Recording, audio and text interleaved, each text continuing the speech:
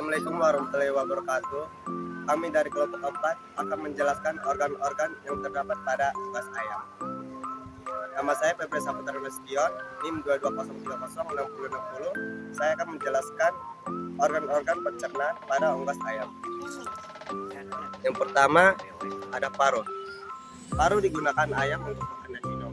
Dan paru di bagian mulut juga menghasilkan air liur atau saliva untuk menghancurkan makanan. Kedua, ada esofagus. Esofagus itu berfungsi untuk menyalurkan makanan yang masuk dari mulut kepada organ yang selanjutnya. Yang ketiga ada tembolok. Tembolok itu adalah tempat penyimpanan makanan sementara yang akan dilanjutkan masuk ke dalam organ selanjutnya. Yang keempat ada proventriculus yang berguna untuk mencerna makanan dengan menggunakan mekanik, menggunakan dengan kontraksi otot polos yang terus dimasukkan ke dalam giza. Selanjutnya akan dijelaskan teman saya Arif Septian. Perkenalkan, nama saya Arif Septian Said, NIM 220306064. Saya akan melanjutkan tentang sistem pencernaan pada unggas. Inilah ampela atau bijak, di mana ampela merupakan organ reproduksi yang berfungsi sebagai sistem pencernaan secara mekanik. Di mana inilah tempat di mana makan akan dicerna dan melalui aksi terus ada usus halus. Usus halus merupakan organ yang berfungsi sebagai sistem pencernaan secara enzimatik, di mana enzim pencernaan yang akan dibentuk melalui kelenjar saliva di mulut. Terus ada usus besar. Usus besar merupakan organ yang berfungsi sebagai sistem pencernaan secara kimiawi, di mana makan yang tidak sempurna akan digiling dan dicerna lebih lanjut. Terus yang terakhir ada kloaka, di mana kloaka merupakan sebuah pencernaan yang berfungsi sebagai tempat penyimpanan sisa-sisa makanan dari pencernaan feses dan urin. Selanjutnya akan dilanjutkan oleh kawan kami Polos.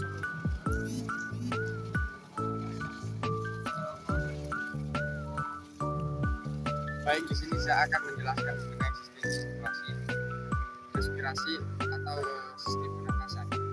Sistem pernapasan ini adalah sistem biologis yang dimana fungsi utamanya itu untuk pertukaran gas atau oksigen dan karbon dioksida. Organ yang pertama itu ada nares.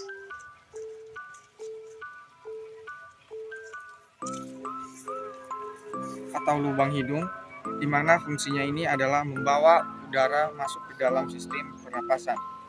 Kemudian ada laring, di mana fungsi utama laring ini adalah mencegah benda-benda asing yang akan masuk ke dalam sistem pernapasan, dan salah satunya yaitu laring.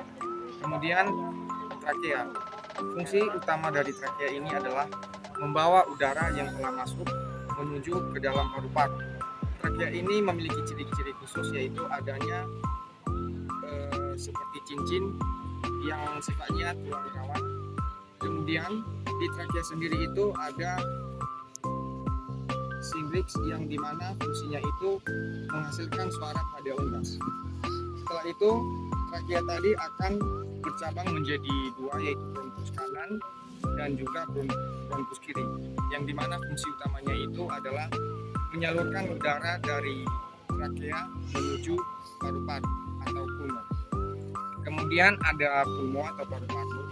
Pulmo ini terdapat cuma sepasang. Fungsi utamanya itu adalah sebagai tempat sirkulasi atau pertukaran oksigen dan karbon dioksida. Kemudian udara yang telah masuk melalui nares atau lubang hidung tadi yang kemudian masuk ke dalam paru-paru itu akan dimetabolisme yang nantinya akan menjadi energi di dalam tubuh. Terima kasih. Kemudian akan dilanjutkan. Perkenalkan, nama saya Muhammad Rizky Andrea Nasution, NIM 220306062. Yang pertama yaitu ada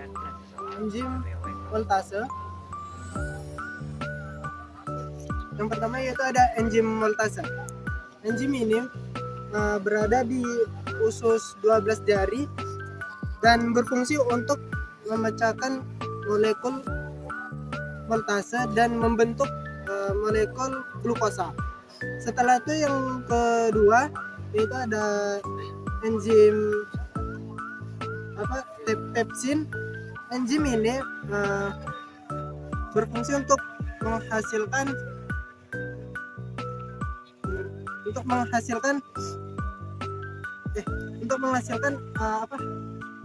korak pengkelenjar dan berada di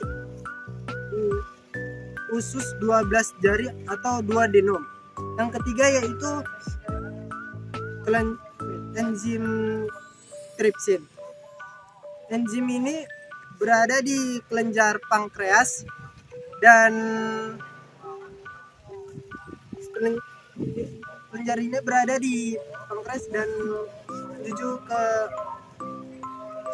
usus 12 jari. Setelah itu akan dilanjutkan oleh saudara kita Rini.